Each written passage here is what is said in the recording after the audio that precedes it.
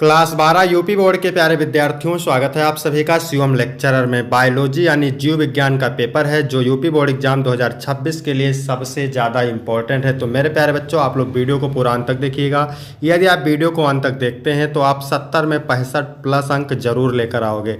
समय 3 घंटे 15 मिनट होता है मेरे प्यारे बच्चों, और पूर्णांक 70 का होता है। सेम ऐसा ही पेपर आपके बोर्ड एग्जाम 2026 में देखने को मिलेगा। यहाँ पर थोड़ा सा निर्देश देख लेते हैं। प्रारंभ के 15 मिनट परीक्षार्थियों को प्रश्न पत्र पढ़ने के लिए निर्धारित है। सभी प्रश्न करने अनिवार्य होते हैं। आवश्यकता अनुसार अपनी पुष्टि नामांकित रेखा चित्रों द्वारा कीजिए। सभी प्रश्नों के निर्धारित अंक उसके सामने अंकित हैं। तो सभी लोग वीडियो को कर देंगे लाइक, चैनल पर नए होंगे चैनल को सब्सक्राइब कर देंगे, शेयर कर देंगे।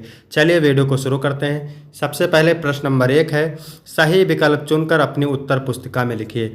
तो प्रश्न नंबर 1 में 4 बहुविकल्पीय प्रश्न है मेरे प्यारे बच्चों। प्रश्न नंबर 1 का है, बहुभ्रूणता खोजी गई, यानी बहुभ्रूणता की खोज किसके द्वारा की गई? ल्यूएनहॉक द्वारा, महेश्वरी द्वारा, विनकलर द्वारा, कूपर द्वारा।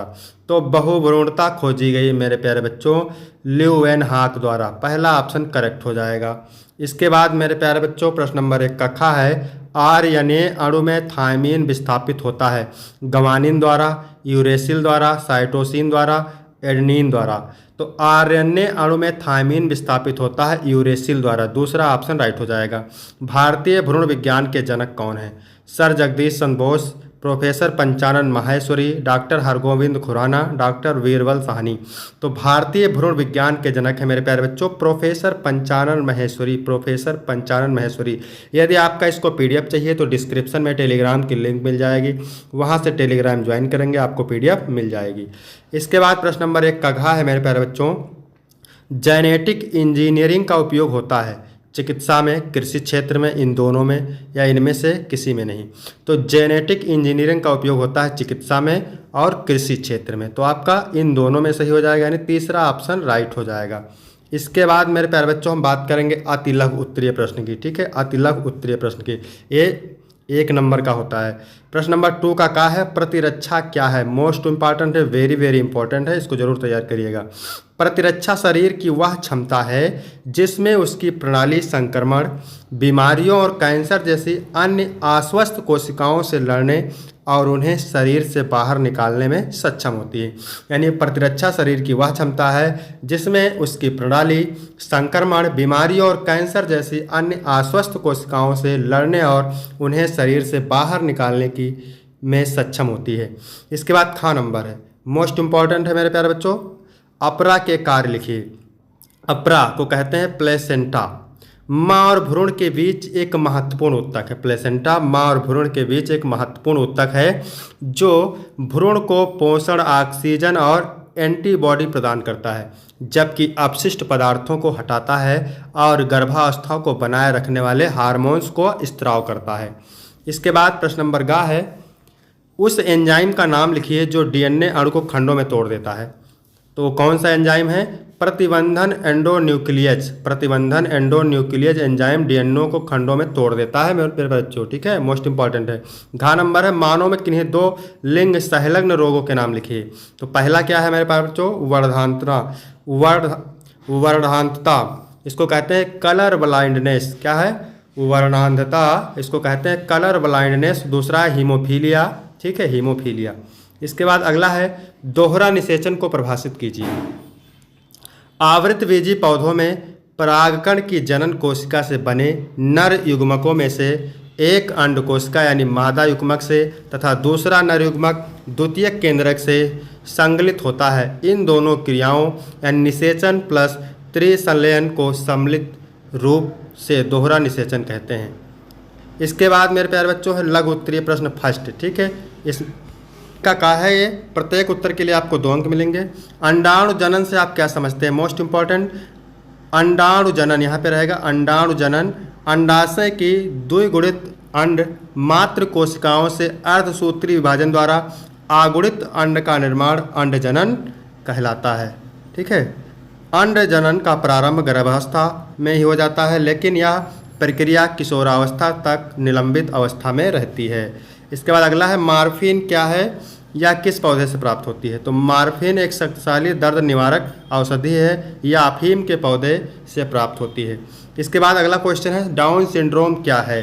तो डाउन सिंड्रोम एक आनुवंशिक स्थिति है जो एक अतिरिक्त गुणसूत्र के कारण होती है। सामान्य तौर पर प्रत्येक कोशिका में 23 जोड़े गुणसूत्र होते हैं, लेकिन डाउन सिंड्रोम वाले व्यक्ति में गुणसूत्र 21 के एक अतिरिक्त प्रति होती है, जिससे कुल 47 गुणसूत्र हो जाते हैं। इस अतिरिक्त गुणसूत्र के कारण मस्तिष्क और शरीर के विकास में बदलाव आते हैं, जिसके परिणाम स्वरूप बौद्धिक अक्षमता और शारीरिक असमानताएं हो सकती हैं। इसके बाद अगला क्वेश्चन है घ नंबर, प्लाज्मिड डीएनए और गुणसूत्रीय डीएनए में भेद कीजिए।